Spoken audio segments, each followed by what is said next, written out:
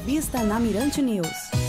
E a gente recebe nos estúdios da 104,1, estúdios Mestre Denis Cabral, Ana Paula Martins e Rielda Alves, ambas do movimento Resistência Feminista, e a gente vai falar sobre um assunto extremamente importante, não apenas a nível de política, mas também a nível da sociedade como um todo. Vai ser realizado nesse dia 3 de novembro de 2025 o segundo seminário estadual Mais Mulheres na Política, evento esse que vai contar inclusive com a presença da senhora ministra Carmen Lúcia do Supremo Tribunal Federal. Ana Paula, Rielda, boa tarde, obrigado pela presença aqui na Mirante News FM. Há quanto tempo vem sendo realizado o Seminário Estadual Mais Mulheres na Política e como é que começou essa luta, né, para ter um evento dessa maneira aqui em São Luís? Boa tarde.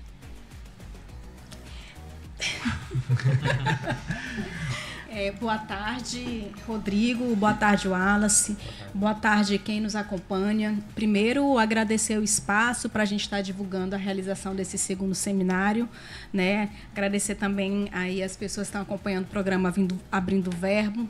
Dizer que esse é o segundo seminário, né, que a Frente Maranhense Mulheres na Política está organizando, né?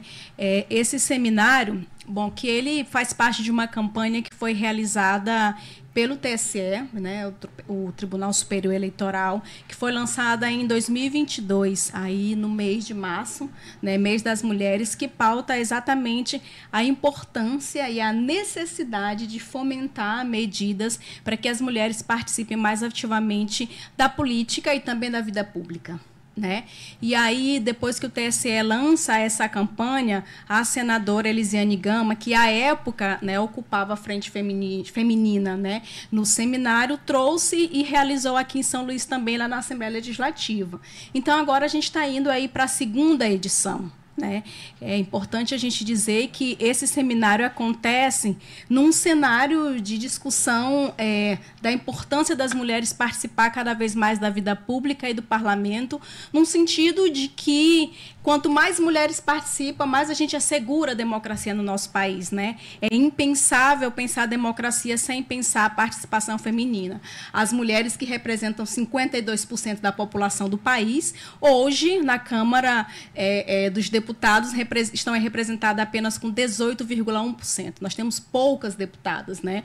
Então, o seminário vem nesse bojo da necessidade, né, de discutir a democracia do país e fomentar a participação feminina no parlamento, mas não só, na vida pública, na política, assegurando aí, pensando medidas que assegurem essa participação, mas também entendendo quais são os limites e os impedimentos para que as mulheres possam atuar de forma mais ativa e estar mais presente nesses espaços também, né?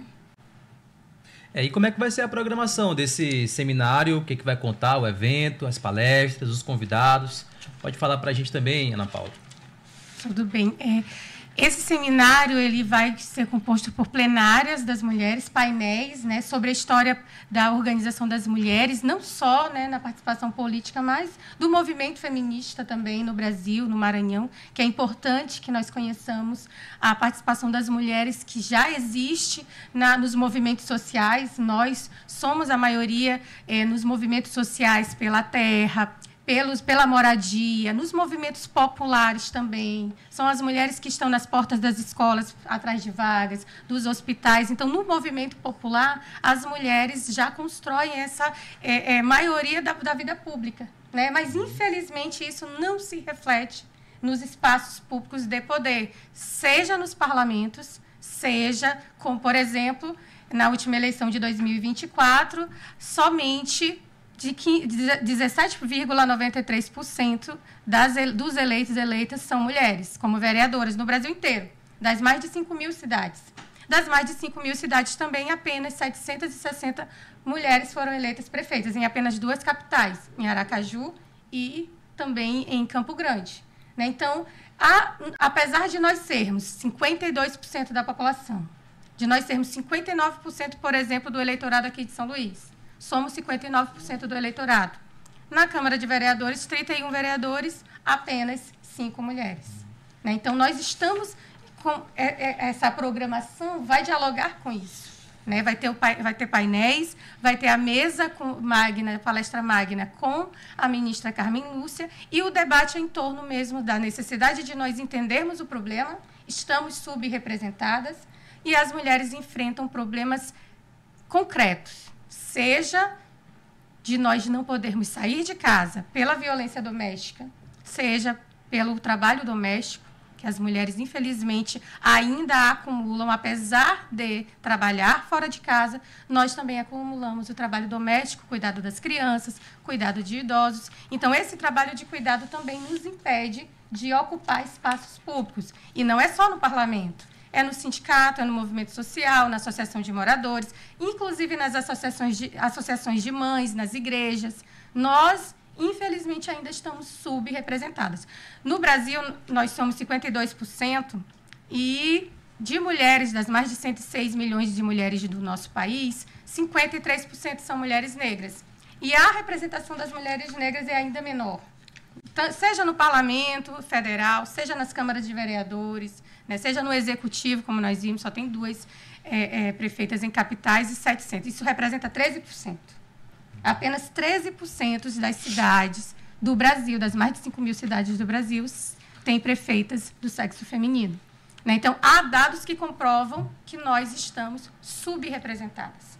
Quais são os elementos que justificam essa subrepresentação? Será que nós, mulheres, não queremos ocupar esses espaços? Será que é nós que não queremos nos candidatar, que não queremos participar da vida pública?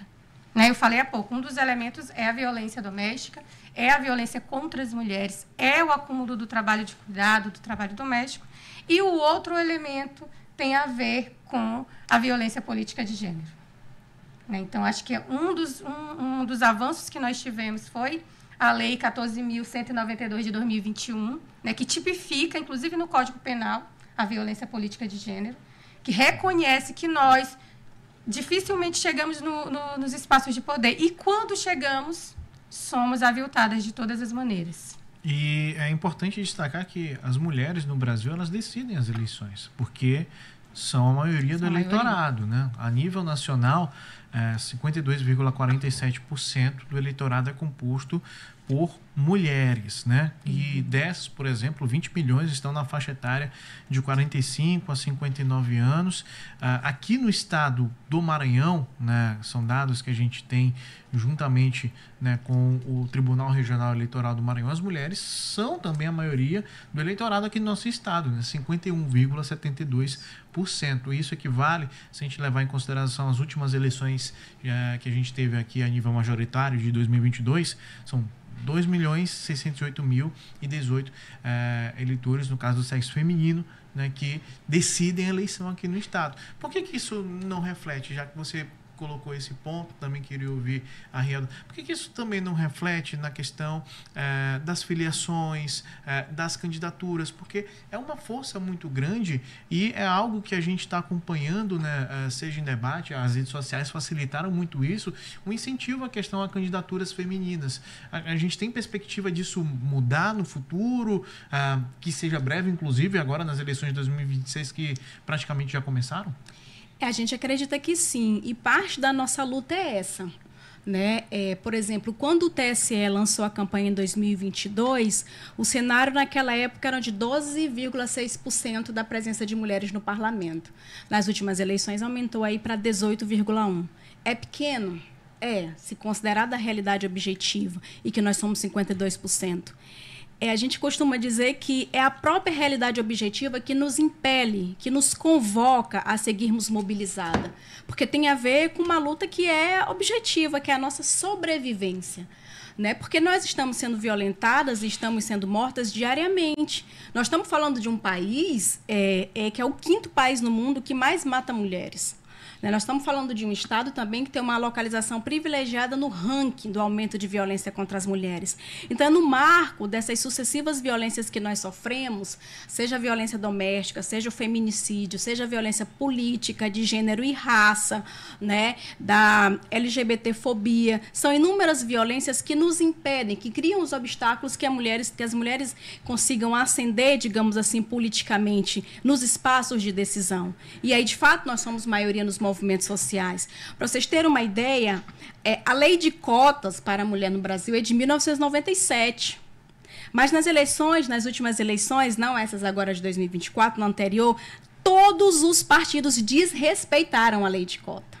Todos. É importante destacar isso. E aí, quando a gente vê, por exemplo, os partidos que desrespeitam a lei de cotas, que não conseguem pensar uma equidade do ponto de vista do próprio financiamento de campanha, não criam as condições para que as mulheres possam disputar no mesmo nível que os homens, né, o processo eleitoral. São esses os impedimentos. E aí, no bojo das lutas históricas do movimento de mulheres, que já arrancou muita coisa, direito ao voto, né, a própria tipificação da violência política de gênero, o tema do racismo, né, a criminalização da homofobia, isso é fruto da luta e da mobilização permanente das mulheres. Porque nós estamos falando das nossas vidas. Se as mulheres não se mobilizam, se nós não estamos organizadas, certamente nós morreríamos muito mais. E aí a nossa organização política, social, que arranca os nossos direitos, que são direitos democráticos. É por isso que a gente costuma dizer, um país ele só é verdadeiramente democrático se ele assegura de forma equânime a participação das mulheres, a participação das negras e negros, que representam a maioria da população, né, das pessoas LGBTQIA+. Então, o Brasil ainda está muito distante disso, né? Mas as mobilizações elas são permanentes e a gente tem arrancado algumas conquistas. A gente precisa ter perspectiva histórica para reconhecer essas coisas. Mas aí, por exemplo, recentemente a ONU Mulheres divulgou uma campanha que diz assim que o Brasil ocupa o setor 133, ele está no lugar de 133, né, de representação feminina no parlamento. Nós perdemos, gente, para países como a Arábia Saudita, para a Rússia, para o Egito, que são países que têm uma legislação muito conservadora e muito rígida em relação a assegurar os direitos representativos das mulheres. Então, olha onde o Brasil está. Né? Então, quer dizer, nós precisamos muito avançar. Então, é no bojo de parte dessa mobilização que nós achamos que é importante a campanha que o TSE lançou. Foi em 2022, mas desde 2020 ele já fomenta peças publicitárias, campanhas nesse sentido. 2022, né, foi muito maior e aqui no Maranhão, felizmente, a gente conseguiu realizar o seminário e agora a gente está indo para o segundo. Então, por exemplo, a própria ministra que vai estar aqui, eu não sei se eu me recordo recentemente, dela fazendo a defesa da posição dela num julgamento recente, né? E aí ela dizia, me deixem falar, nós já ficamos caladas durante muitos anos. E agora é isso. Então, as mulheres precisam vocalizar suas posições, porque também há pesquisas que expressam, que demonstram de forma muito categórica. São as mulheres que defendem nos parlamentos, nas câmaras de vereadores, nas câmaras de deputados, o fomento de políticas públicas para as mulheres. São as mulheres que pensam o tema da creche, são as mulheres que pensam o tema do cuidado, são as mulheres que pensam a lei da empregada doméstica, ou seja, todo o bojo de políticas públicas que atravessam a vida cotidiana das mulheres são fomentados nesses espaços de decisão pelas mulheres. Então, quando a gente diz nada sobre nós sem nós, é muito real. Precisamos, de fato, das mulheres nesses espaços, porque cotidianamente nós já estamos nas lutas. Somos a maioria nos chefiando os lares, né? E aí a gente precisa também fazer esse recorte. Nós estamos falando também de uma maioria de mulheres negras periféricas, mães solos, né? Essa é a realidade. Esse é o raio-x do Brasil e o raio-x do Maranhão. E aí o Maranhão, por exemplo, se for fazer um paralelo com a realidade brasileira, nós tivemos um retrocesso. Há menos mulheres na Câmara de Vereadores hoje. Para vocês terem uma ideia, a Assembleia Legislativa do Maranhão tem 190 anos. 190 anos. E pela primeira vez na história nós temos uma mulher presidente da Assembleia. Pela primeira vez. Isso não é qualquer coisa. Sabe? Nós temos mais de 200 municípios. A gente não chega nem a 100 Procuradoria da Mulher nos municípios. Então, quer dizer, a gente precisa avançar muito no bojo do Brasil e no Maranhão também, né? Então, o seminário vem nesse sentido, pautar as conquistas históricas das mulheres, localizando a necessidade das mulheres, dos movimentos feministas na conquista de direitos, mas também fazer esse debate da importância e da necessidade para assegurar a democracia de uma participação maior de mulheres no parlamento. Vocês já militam nessa área há muito tempo, né? E tem um conhecimento a respeito... Acredito que não só da realidade aqui em São Luís, mas também no estado, né? Diante disso, vocês enxergam que há uma dificuldade maior da participação da mulher aqui na capital ou no interior do estado? Sem dúvida, né, no continente. Né? Até porque nós estamos falando de um estado em que 1 a cada 3 pessoas no nosso estado vive a partir da Bolsa Família, do programa Bolsa Família. Nós estamos no estado pobre, em que a miséria, o despossuimento, a falta de política pública, seja da educação, da saúde, da segurança, da moradia, ela é uma regra, não é exceção. Então, nós estamos falando de um estado pobre em que as mulheres são mais empobrecidas ainda e despossuídas de tudo, inclusive de sair de casa. Então, esse é uma pauta, a pauta das mulheres não é uma pauta das mulheres, é uma pauta da sociedade. Porque se nós não temos políticas para fortalecer, para dar dignidade, renda, educação, saúde para as mulheres, a nossa sociedade não vai se desenvolver. Né? Então, é muito mais difícil para as mulheres do continente, né, do interior do Maranhão, acessar as políticas públicas e ocupar os espaços públicos. Não é à toa que boa parte das mulheres que conseguem ocupar um espaço no parlamento, seja nas câmaras, ou são parentes, filhas, esposas de políticos já tradicionais. Né? Então, muitas tuteladas ainda, muitas já conseguiram se desvencilhar dessas amarras. E aí, na tua pergunta anterior, tu perguntavas, se nós somos a maioria, será que nós votamos em nós mesmas? Será que as mulheres votam? Por que impede as mulheres de votarem nas outras mulheres? É o patriarcado. É o machismo estrutural. O entendimento popular de que as mulheres não são capazes de gerir a coisa pública. Né? Porque elas só veem homens, e em geral, homens brancos, héteros. É isso que a população vê. São esses que a população vê nos espaços de poder, na televisão, nos parlamentos. Então, o patriarcado, o machismo estrutural, é um elemento ideológico e cultural que impede que as mulheres sejam vistas. Podemos gerir nossas casas, podemos gerir o espaço doméstico, mas o espaço público não. Então, isso também limita com que nós ocupemos esses espaços. É preciso também que nós, além de ter a política de cota, por exemplo, para candidaturas, né? De 2012 a 2022, a política de cota aumentou a participação das mulheres em 33%. Ou seja, a cota é 33% nesse intervalo de 10 anos. Em 2024, aumentou a participação das candidaturas. Estou falando de ocupar espaço dos cargos, estou falando de candidaturas. Em 2024, o percentual de candidaturas femininas foi 34%. Então, se nós formos nesse rito, né, nessa proporção, daqui talvez a 200, 300 anos, a gente consiga equiparar homens e mulheres nos espaços públicos. E para que a gente não tenha que esperar gerações e gerações, é preciso política concreta.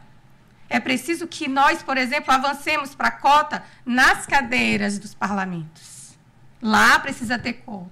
É preciso ter política afirmativa para que, efetivamente, as mulheres ocupem esses espaços. E aí, dentro dos partidos, é preciso também uma política de fortalecimento das mulheres. Precisa de toda uma política, inclusive, que Helda já falou. Para a mulher sair de casa, precisa de creche, ela precisa de emprego, ela precisa de lavanderia, ela precisa de restaurante popular, ela precisa de toda uma estrutura que é de política pública para poder sair de casa, ocupar o espaço público e ter uma política efetiva de combate à violência às mulheres. É preciso nós cobrarmos do governo do Estado investimento na Delegacia Especial da Mulher, na Casa da Mulher Brasileira, que está às traças, sem quantidade necessária e sem formação para aqueles funcionários da Casa da Mulher Brasileira, para poder atender as mulheres reais, as mulheres das periferias, quem nós estamos vendo chorando na televisão, seus filhos, lá no Rio de Janeiro. Quem é que está ali, dando sua cara a tapa nas entrevistas da imprensa, chorando e dizendo, olha, eu posso até não defender aquilo que meu filho estava fazendo, mas ele tinha o direito de viver, ele tinha o direito de ser preso e ser julgado. Eu estou aqui chorando, o meu choro é também um choro de uma mãe.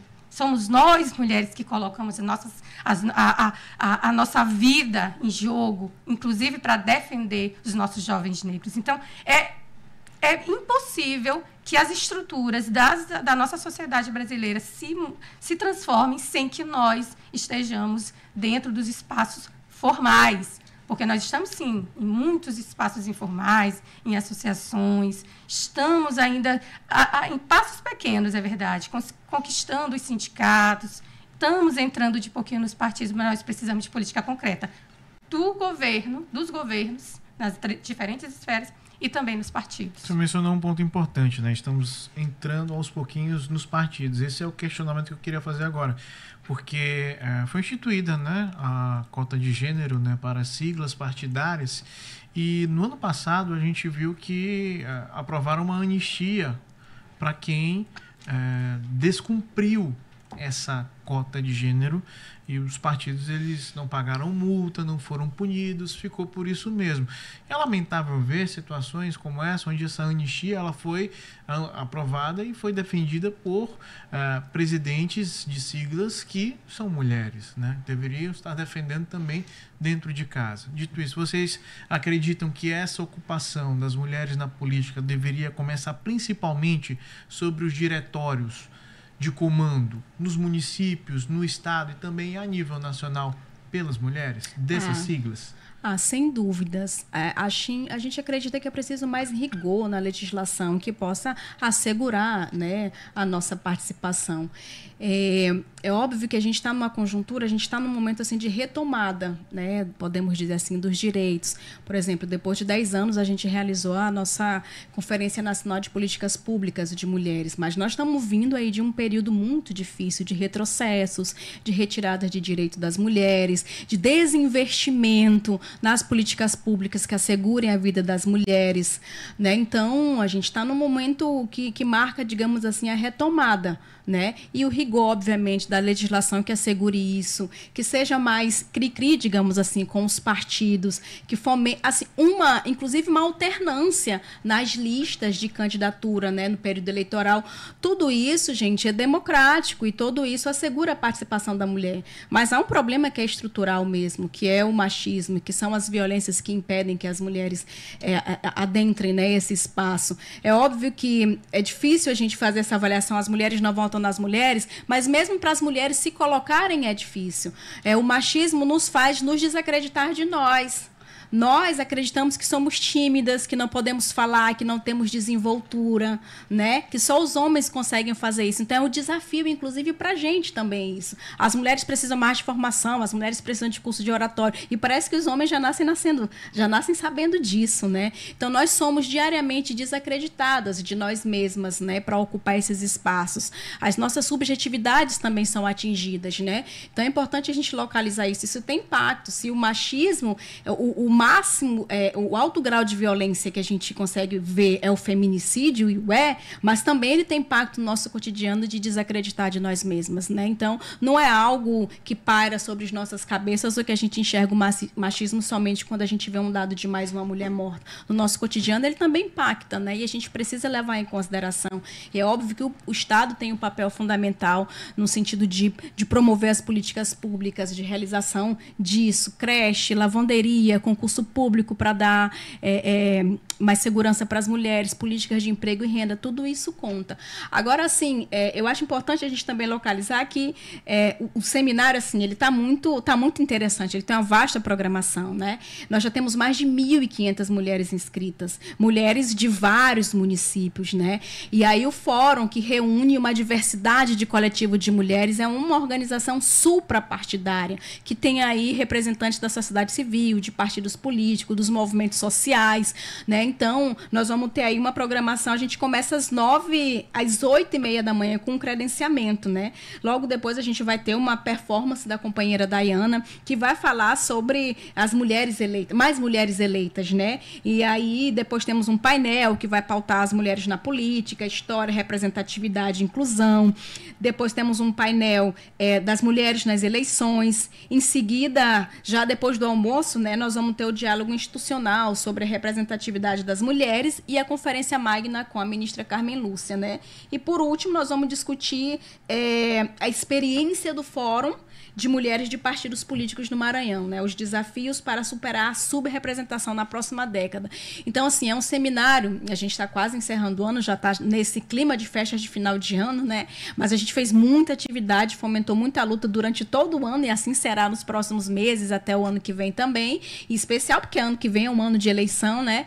Então, esse seminário vem diante dessa urgência, né, com essa programação, para contemplar esse debate, mas também para ser um espaço de socialização e que a gente se encontre os diversos coletivos de mulheres. Eu acho que é um espaço de socialização e de fortalecimento também, porque acho que o movimento de mulheres propicia isso. A construção de relações de políticas de afeto, no sentido do nosso fortalecimento como mulheres, né, mas também para discutir políticas que nos coloquem aí nos rumos, né, nessa disputa por representatividade nas eleições do ano que vem. Então, o seminário está muito interessante e a gente faz novamente o convite para todos os ouvintes, para os ouvintes participarem conosco, fazerem sua inscrição, né, e estarem conosco na próxima segunda-feira, no Auditório Fernando Falcão, na Assembleia Legislativa. É isso. Muito obrigado pela presença, Rieda Alves. Muito obrigado também, Ana Paula Martins, aqui na 104,1, né, para anunciar para os nossos ouvintes, né, a culminância do segundo seminário Mais Mulheres na Política